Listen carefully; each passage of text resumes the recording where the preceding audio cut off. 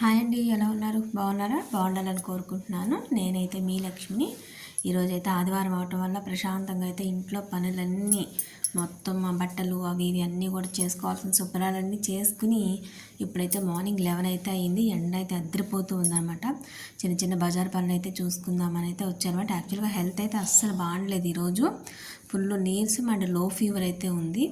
So కానీ కంపల్సరీగా మనం చేసుకునే పనులు అయితే ఉంటాయి కదా, ఎస్కేప్ అవ్వకుండా.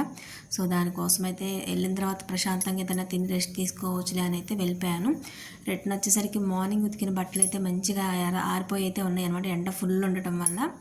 సో అవి ఇంకా లోపల పెట్టేసేసిన తర్వాత ఏదైనా చేసుకుని తిందామని అయితే అనుకున్నాను.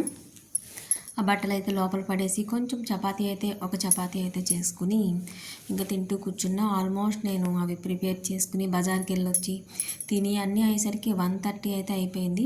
ఇంకొంచెంసేపు అయితే పడుకుందాం, అసలు బాగలేదు కదా అని ఒక చిన్న ట్యాబ్లెట్ అయితే వేసుకుని ఒక 1 అవర్ పైన 2:33 వరకు అయితే కంప్లీట్ రెస్ట్ అయితే తీసుకుని ఆ తర్వాత మన స్కూల్ డే కేర్కి సంబంధించిన రూల్స్ రెగ్యులేషన్స్ అయితే ఎప్పటి నుంచో చార్ట్ ప్రిపేర్ చేద్దాం అనుకుంటున్నా.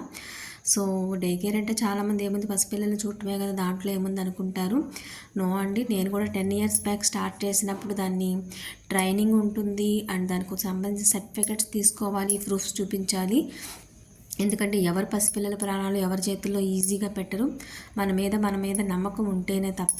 సో దానికి సంబంధించిన రూల్స్ రెగ్యులేషన్స్ అయితే కొన్ని నేను కొత్తగా పెడుతూ చార్ట్స్ అయితే ప్రిపేర్ చేసి ఫైనల్గా దాన్ని అయితే చూసుకుని ఓకే అని అయితే అనుకున్నాను.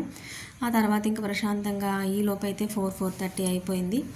అమ్మయ్య, ఈ రోజుకి అయితే సండే అయిపోయింది, పనులన్నీ అయిపోయినాయి. ఇంకా టీ పెట్టుకుని ఇంకా ప్రశాంతంగా ఏదో సాంగ్స్ వింటూ కూర్చోవడము, ఏదన్నా ఒప్పుకుంటే కొంచెం సేపు బయటకు వెళ్ళటం చేద్దాం అనుకున్నాను.